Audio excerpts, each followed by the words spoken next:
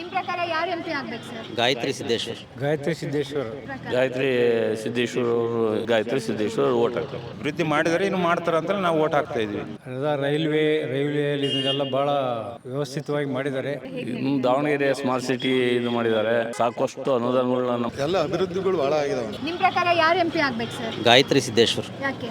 ಮೋದಿಜಿ ಬಲಪಡಿಸ್ಬೇಕಂದ್ರೆ ನಾವು ಇಲ್ಲಿ ಒಂದು ಮತ ಕೊಟ್ಟರೆ ನಮ್ಮ ದೇಶದ ಸುಭದ್ರತೆಗೆ ಮತ್ತು ನಾವು ಬುನಾದಿ ಆಗುತ್ತೆ. ಮತ್ತೊಮ್ಮೆ ಮೋದಿ ಅಂತ ನಮ್ಮ ಅಭಿಪ್ರಾಯ.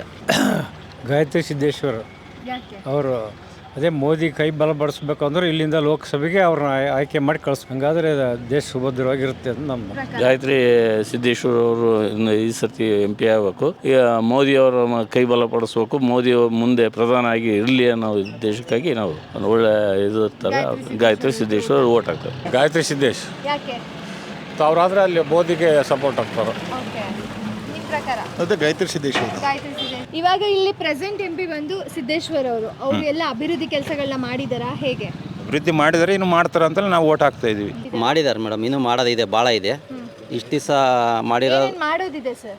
ಮಾಡೋದಿನ್ನು ಬೇಕಾದಷ್ಟು ಮೂಲಭೂತ ಸೌಕರ್ಯಗಳನ್ನ ನಾವು ಒದಗಿಸ್ಬೇಕು. ಆಮೇಲೆ ಜನಸಾಮಾನ್ಯರು ಮತ್ತು ಕಾರ್ಯಕರ್ತರ ನಡುವೆ ಸರಿಯಾದ ಸಂಯೋಜನೆಯಿಂದ ಜನಗಳನ್ನೆಲ್ಲ ಕರ್ಕೊಂಡು ಅವರ ಕೆಲಸ ಕಾರ್ಯಗಳಲ್ಲಿ ಜನರನ್ನು ತಗೊಂಡು ಹೋಗ್ಬೇಕು ಅಂತ ನಮ್ಮ ಅಭಿಪ್ರಾಯ.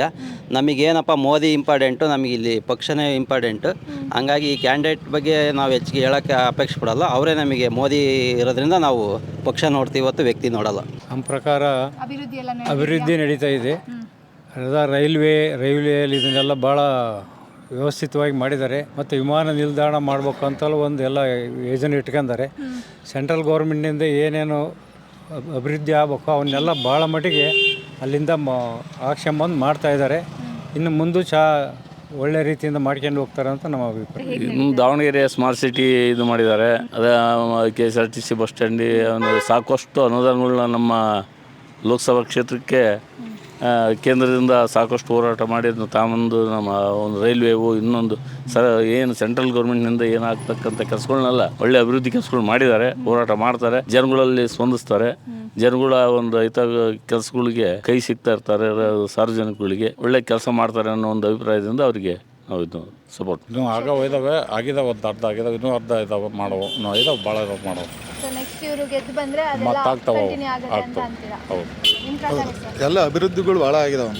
ಈಗ ಮತ್ತೆ ಇನ್ನು ಉಳ್ದಾವೆ, ಪೆಂಡಿಂಗ್ ಉಳ್ದಾವೆ. ಈಗ ನೆಕ್ಸ್ಟ್ ಎಲೆಕ್ಷನ್ ಆದ್ಮೇಲೆ ಮಾಡ್ಬೋದು.